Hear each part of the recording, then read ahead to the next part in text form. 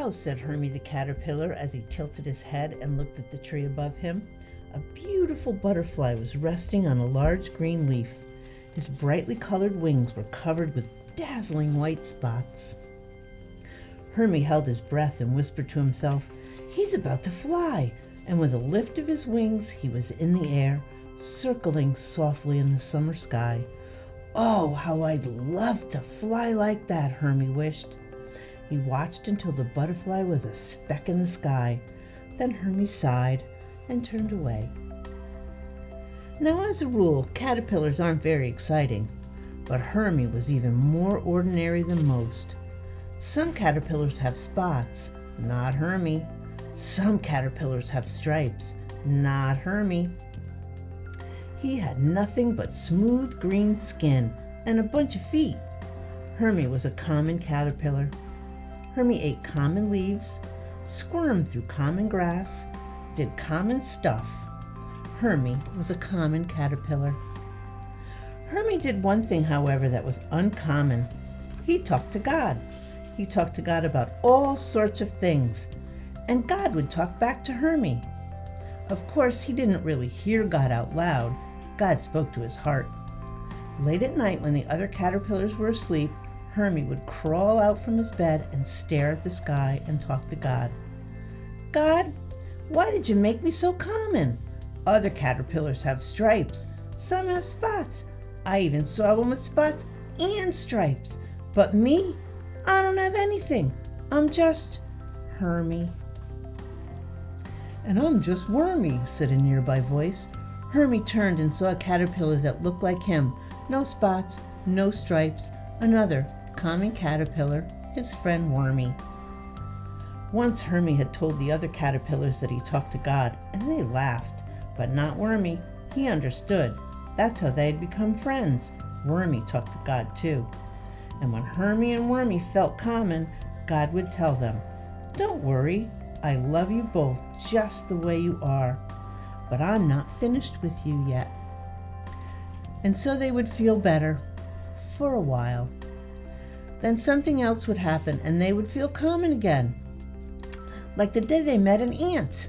The ant was smaller than either of them, but on his shoulder was a big pine cone. They were amazed at the strength of the ant. "My," Wormy exclaimed, "how do you carry such a big load?" "It's how God made me. He made me strong." And off marched the tiny ant with his big load. That night, Hermie and Wormy asked God, "Why can't we be strong like that ant? We could never do what he could do. Why did you make us so common?" God's answer was the same as always. "Don't worry, Hermie. Don't worry, Wormy. I'm not finished with you yet. I'm giving you a heart like mine." And they felt better, at least until they saw the snail. One afternoon, the sky opened up and the rain drenched the ground. The two friends hurried as fast as they could to find a dry place, and suddenly they heard a low, scratchy voice. "Looks like you're in a hurry." Hermie and Wormy stopped. They looked all around but saw no one. "Did you hear something?" Hermie said.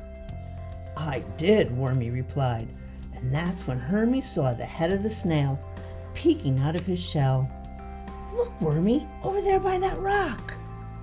"Greetings," said the snail. "Looks like you're trying to get out of the rain." "We surely are," Hermie answered. "We're getting soaked." "You need a house like I have," said the snail. "That's your house?" Wormy asked. "It sure is. Watch." And with that, the snail pulled his head into his shell. "See? It's nice and dry in here. I take my house with me everywhere I go," his voice echoed. The two friends were discouraged. They wondered why God hadn't given them a neat house like the snails. Later that night, when the rain had passed and everyone else was asleep, Hermie and Wormy asked God why he gave the snails such a neat house, and them nothing at all. Why do we have to be so common, they wanted to know. Again, God's answer was kind and patient.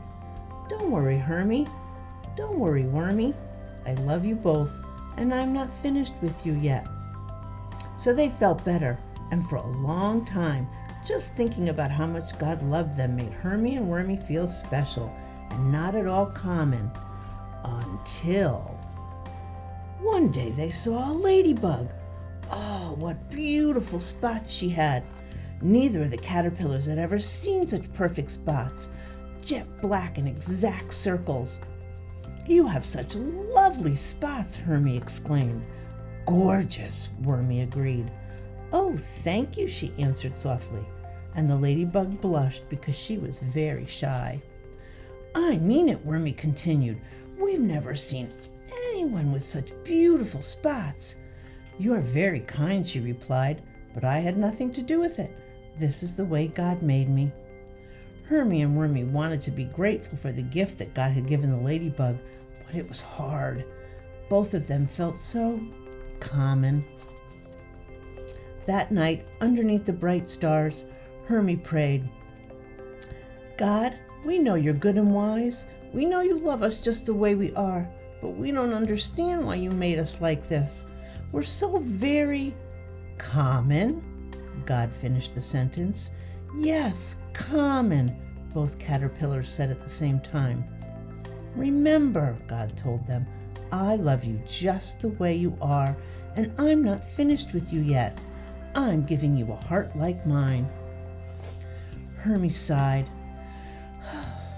He wanted to feel better. He wanted to feel much better. Usually he did feel better, but that night he still felt sad.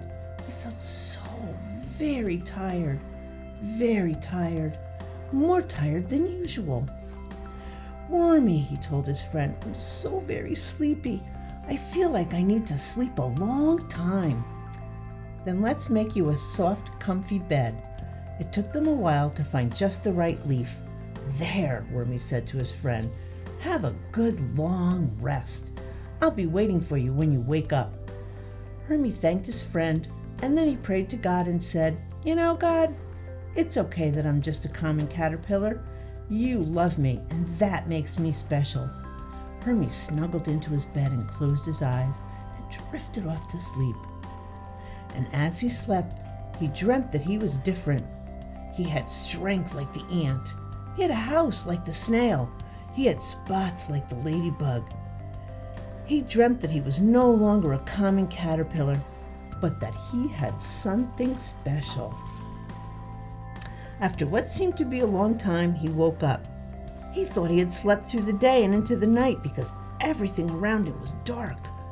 He was covered from head to toe. What had happened to his comfy bed? He wiggled and squirmed to get out, and when he did, he and his bed began to fall. Suddenly his bed cracked open and Hermie felt a tickle on his back. Something wonderful happened. Wings fluttered open, wings he didn't even know he had. They were glorious, wide, brightly colored wings with beautiful spots, and they were his. With hardly any effort, Hermie began to fly, up, up, higher and higher. That's when Hermie realized what God had done. Now he understood. God had made him special, inside and out. He wasn't like the ant or the snail or the ladybug. He was unique, one of a kind. No one else was exactly like him. He was Hermie, a beautiful butterfly with a beautiful heart. He soared high through the air, to the right and to the left, and then he thought of his friend Wormie. And from the air, Hermie looked down at his broken bed, and nearby were the ant, the snail, and the ladybug, and they were all talking to Wormie. And as Hermie floated downward, he could hear Wormie saying, "I don't know what happened to Hermie. He was asleep in his special bed, and now I can't find him." "Wormie!" came a voice from high in the sky. Wormie heard his friend's voice and was excited. "Hermie, where are you?" "I'm up here." Wormie looked up. "Hermie, is that really you?" "Yes, it's really me." "Wow," said the ant. "You look so different." "Goodness," gasped the snail. "You're so big." "Gracious," admired the ladybug. "You're the most beautiful butterfly I've ever seen." God was not finished with me after all, Hermie announced. Then he flew down and stopped right next to Wormy. He gave a big butterfly grin and whispered, "Wormy, God loves you just the way you are. But guess what? God's not finished with you either, my friend." "You don't think so?" "I know he's not. You know, you may be right.